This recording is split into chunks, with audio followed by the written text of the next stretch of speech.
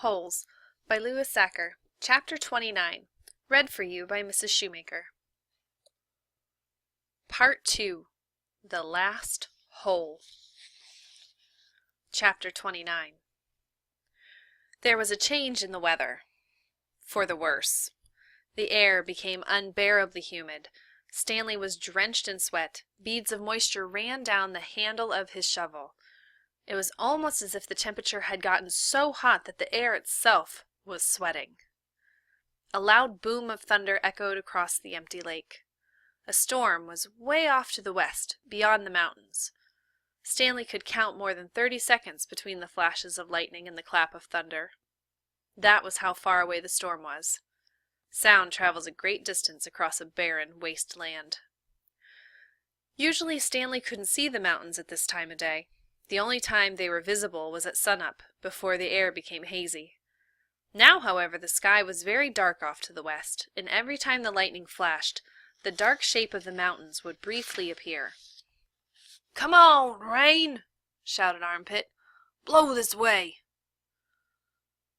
"Maybe it'll rain so hard it'll fill up the whole lake," said Squid, "and we can go swimming." 40 days and 40 nights, said X-Ray. "Guess we better start building us an ark.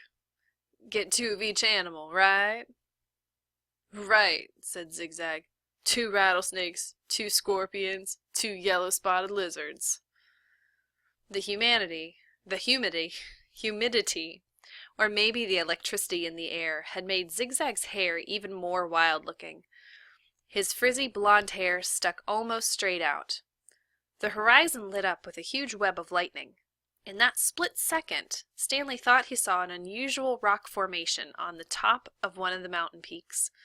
The peak looked to him exactly like a giant fist, with the thumb sticking straight up.